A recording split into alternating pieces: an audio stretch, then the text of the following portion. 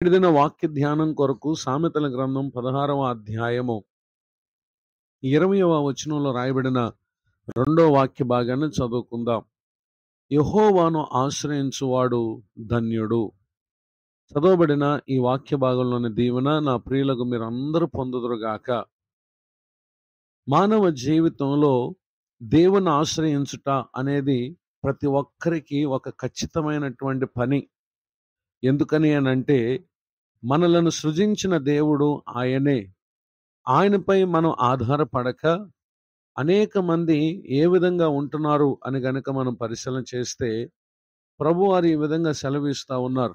ఇర్మియా గ్రంథం 17వ అధ్యాయము 5వ వచనంలో రాయబడినటువంటి వాక్యంలో యెహోవా ఇలాగూ సెలవిచ్చుచున్నాడు, నరులను ఆశ్రయించి శరీరులను తనకు ఆధారంగా చేసుకొనొచ్చు, తన హృదయమును యెహోవా మీద నుండి తొలగించుకున్నవాడు శాపగ్రస్తుడు.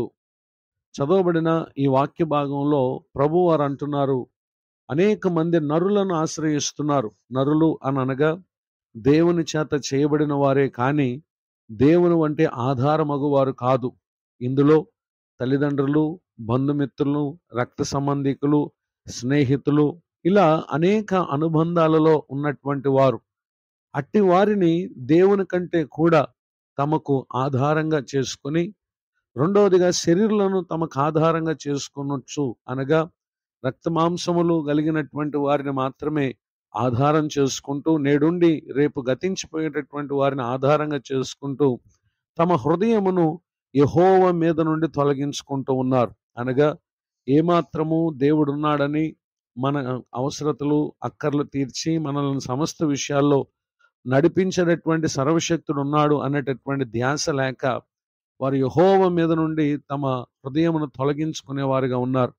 అట్టి వారిని గురించి ప్రభువారు అంటున్నారు శాపగ్రస్తులు అని.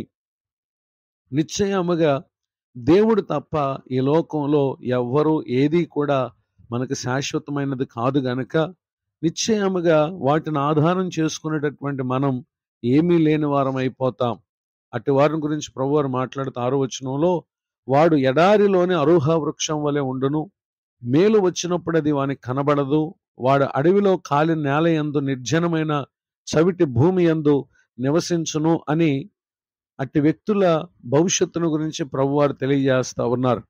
7, 8 వచనాల్లో అయితే ఎవరైతే యెహోవాను నమ్ముకుంటారో వారు ధన్యులని, ఆయనను వారు ఆశ్రయంగా చేసుకున్నారు కనుక ఆయన వారికి నిశ్చయముగా ఆధారభూతుడిగా ఉంటారనేటటువంటి విషయాన్ని తెలియజేస్తూ, వాడు జలముల యొద్ద నాటబడిన చెట్టు వలె ఉండును, అది కాలువల ఓరను దాని వేళ్లు తన్నును, వెట్ట కలిగినను దానికి భయపడదు, దాని ఆకు పచ్చగా నుండును, వర్షం లేని సంవత్సరమున చింత నందదు, కాపు మానదు అని ఇక్కడ తెలియజేస్తా ఉన్నారు. నిజమే, ఒక చెట్టు జలముల యొద్ద నాటబడినప్పుడు ఏ విధముగా అది ఫలవంతంగా ఉంటుందో అదే రీతిగా ప్రభువునందు ఎందరైతే విశ్వాసం కలిగి ఆయన ఆశ్రయిస్తారో వారి జీవితాలకు దేవుడే జీవం అనుగ్రహిస్తారు. వారికి ఏదున్నా లేకపోయినా ఎంత మాత్రం చింతనందని వారిగా అనగా నిశ్చింత కలిగిన వారిగా ఉండి వారి జీవిత దినాల్లో వారికి అనుగ్రహించే ప్రతి ఈవిని తన కృపలో అనగా దేవుని కృపలో ప్రతి ఒక్కరూ పొందగలుగుతారు. గనుకనే వారు ధన్యులుగా ఉండగలరు. ఈ మాటలు వింటున్న నా ప్రియ సహోదరి సహోదరులు, దేనిని ఆధారం చేసుకుని దేవునిని అశ్రద్ధ చేస్తున్నారో పరిశీలన చేసుకుని మిగిలిన విషయాలను ప్రక్కన పెట్టి ప్రభుపై ఆధారపడి ఆయన నడిపించే రీతిలో నడిచి ధన్యులు కావాలని కోరుతూ ఈ మాటలు ముగిస్తున్నాను. ప్రార్థన. కృపగల తండ్రి, మీ వందనాలు. నేడు విన్న ఈ మాటల చేత మాలో పరివర్తన కలుగు చేయండి. దైవజనులను వారి కుటుంబాన్ని సేవా పరిచరణ దీవించండి. నూతన సంవత్సర దయాకిరీటాన్ని పొందినటువంటి మా ప్రియులు ఇది మొదలుకొని ధన్యత కలిగినటువంటి మార్గంలో జీవించి నీ కృపలో వర్ధిల్లుదురుగాక. కృంగిన వారిని, దుఃఖితులను, వేదనలో ఉన్న వారిని దర్శించండి, ఆదరించండి. అనాథలను, విధవరాండ్రను, దిక్కులేని స్థితిలో ఉన్న వారిని దర్శించండి. నేటి తన దీవెనలు సమస్త విషయాల్లో మా ప్రియులకు అనుగ్రహించి వారికి కొదువుగా కొరతగా ఉన్నవన్నీ కూడా నీ మహోన్నతమైన కృప చొప్పున వారికి మేలు చేయమని యేసుక్రీస్తునాలో ప్రార్థిస్తున్నాను తండ్రి. ఆమెన్. తండ్రి, కుమార, పరిశుద్ధాత్మ దేవుడితోనే నడిపించును గాక. ఆమెన్.